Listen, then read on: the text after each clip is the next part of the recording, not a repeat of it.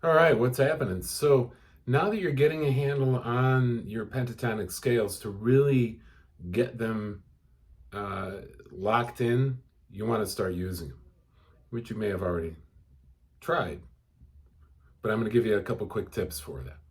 So what I'd like you to do is use the E blues backing track and sit there and go through it playing with one form, form one, open voicing, then playing with form two, then playing with form three, then with form four, then with form five, then to the octave, form one, closed voicing.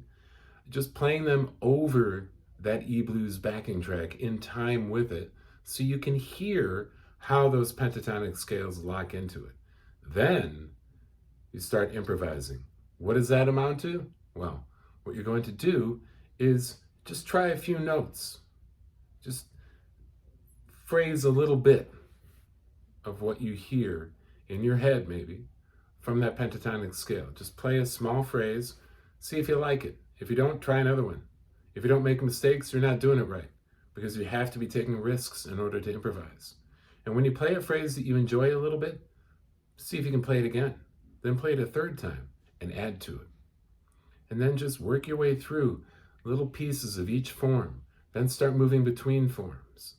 Now, I'm explaining this a lot faster than you're going to be able to implement it. And keep coming back to this particular short lesson to be reminded of what we're doing. And what are we doing?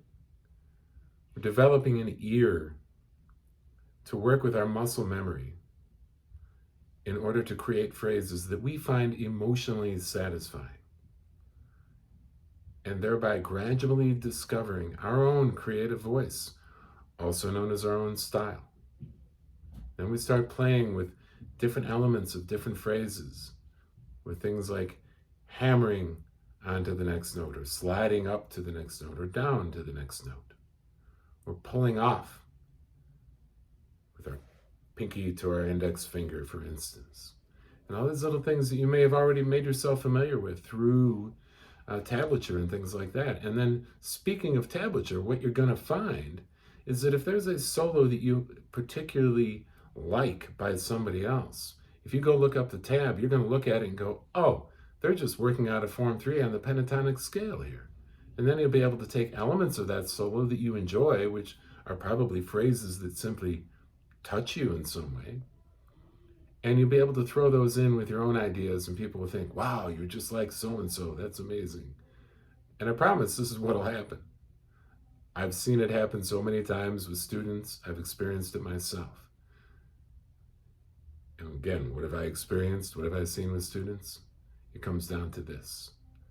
Developing your own creative voice through this process is exactly what makes you authentic and gives you a range of interpretation that moves people just like their favorite artists. And, maybe you'll become one of their next favorite artists. All right? Good luck. Have fun. There's more to come. Up next, we're going to transpose for the A blues. All right? Peace.